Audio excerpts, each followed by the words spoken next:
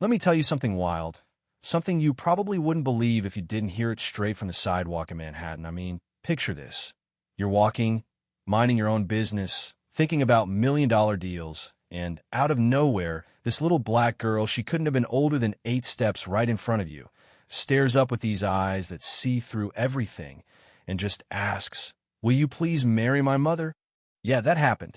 Right there, in the middle of Wall Street. Almost dropped my documents not because of the marriage proposal itself, but because of who she was and the name she whispered next, a name I hadn't let myself say out loud for 15 years. My name's James Mitchell, CEO, if titles mean anything, and on that day, I'd never met a street kid like Ruby. She had this crumpled paper in her hand and a kind of focus I only ever saw in boardrooms. "My mother needs help," she said, "and you look like someone who can help." That's when she gave me the name, Diana Foster. I froze. You know what I mean? Like the whole city just hit pause for a second. 15 years back, Diana wasn't just anyone. She was my classmate at Harvard, my best friend, someone I fell hard for, and in the end betrayed in a way I still can't fully forgive myself for. I stole her work, built my empire on her idea, and she disappeared from my world, or so I thought. But Ruby, Diana's daughter, she's reading from that paper, telling me about her mom working 3 jobs, caring for old folks during the day, tutoring kids in the afternoon, cleaning offices at night, studying online when she's so tired she can't even stay awake. Every word was like another punch to the gut. They'd lived in a shelter since Ruby was 5. Diana still talked about me, Ruby said, but never about what happened, only that we were friends, that something went wrong, and sometimes when she looked at my old photo in her yearbook, she cried. Ruby didn't know the details, but she could see through the lines. "Why do you think I should help?" I asked, barely holding it together. "Because you two know each other, and because my mom always says you were smart, but something made her start over alone. She never says anything bad about you, just seems sad."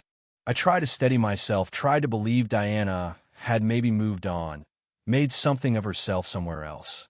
But here was her kid, telling me Diana cleaned offices in the Whitmore Tower. My office building.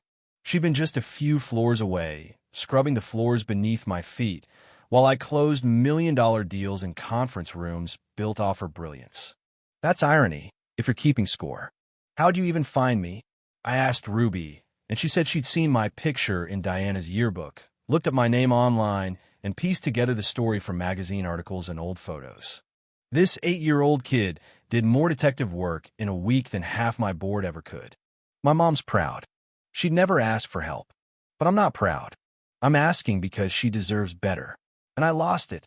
All the old guilt, the mess I'd made of Diana's life, it came pouring back, no matter how many times I'd told myself she was probably fine. "She talks about you fondly," Ruby said, trying to comfort a grown man. "Maybe you could have big dreams together again." That's when I realized this little girl was braver than anyone I'd ever met. She walked through downtown Manhattan, straight up to the guy who broke her mom's life, and gave him a chance to make things right. There, on that busy sidewalk, surrounded by people chasing their own dreams, I saw just how empty mine really were. For 15 years, I'd been living large, building an empire, convincing myself the past was gone, but the only person who ever really mattered had been right beneath my feet, cleaning up after me.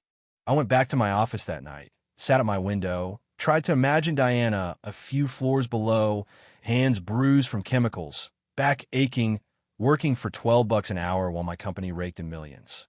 And all I could think about was Harvard. Back in 2008, Diana's big idea for sustainable housing, her passion, her trust. I remember the night I copied her files, the morning I pitched her project as my own, the look on her face when she found out. She confronted me not with rage, but with this deep, silent pain. And then, when I had her accused of plagiarism, my family's word against hers, I destroyed her reputation, got her expelled, and used her work to make billions. It doesn't get dirtier than that. But that wasn't the end. I called my assistant, Miguel, and asked him to dig into Diana's file. Turns out, she wasn't just cleaning offices, she'd been gathering evidence against corrupt real estate deals, including bribes, forced evictions, fake reports, and Mitchell Holdings was all over her files. Not only that, but she'd gone back to law school at night, got her degree, and never sign away her rights to the project I stole. Suddenly, I wasn't facing a broken woman. I was facing someone who'd spent years quietly, methodically preparing to take everything back. What Ruby didn't know, asking me to help, was that she just handed me one last shot at redemption. But as I dug deeper, I realized Diana was miles ahead, and I was playing catch-up in a game I didn't even know was happening. Meanwhile, Diana was still cleaning my office, still working, but now she had allies. Marcus Chun, an investigative reporter, Sandra Williams, a federal prosecutor, 3 other victims of mine, people whose careers I'd trashed to build my own. They met in secret, pooling evidence, planning a reckoning 15 years in the making. Every bribe, every crooked deal, every lie, all cataloged and cross-referenced. And the twist? Ruby, my little accidental messenger, had accelerated everything. Diana learned from Marcus that I'd hired private eyes to dig into her past. But instead of running, she leaned in. She'd already been ruined once. What could I do to her now? At the next meeting with her small alliance, Diana said, "Let him panic. Mistakes mean evidence." Her voice had gone cold. Sharp, she wasn't the same woman I'd known at Harvard. She'd become something stronger, forged by every humiliation. The next morning, the hammer fell. New York Exposure ran a front-page expose, "The Empire Built on Lies." My picture, Diana's, documents, photos, recordings, it was all there, laid out with surgical precision. The phone started ringing off the hook. Shareholders, lawyers, the FBI. My world was crumbling in real time, and all I could do was watch. Then came the message. "Mr. Mitchell, this is Diana Foster. We need to talk." I went down to the lobby, heart pounding, and there she was, not the cleaning lady, but the attorney, with Ruby beside her holding a briefcase. 15 years cleaning up your mess, 15 years watching you profit off my work while I scrape by, she said. She handed me the lawsuit. Restitution, royalties, punitive damages, $2.8 billion, the entire value of Mitchell Holdings. "This will destroy me," I said, knowing it was true. "No, this gives you what you gave me, the chance to start over from scratch." But I never stole anything to get here. Outside, the FBI closed in, cameras rolling, my humiliation live for the world to see. Ruby looked up at me one last time, held out her hand, and said, "You can still be a good person. My mom says it's never too late to do the right thing." That's what got me.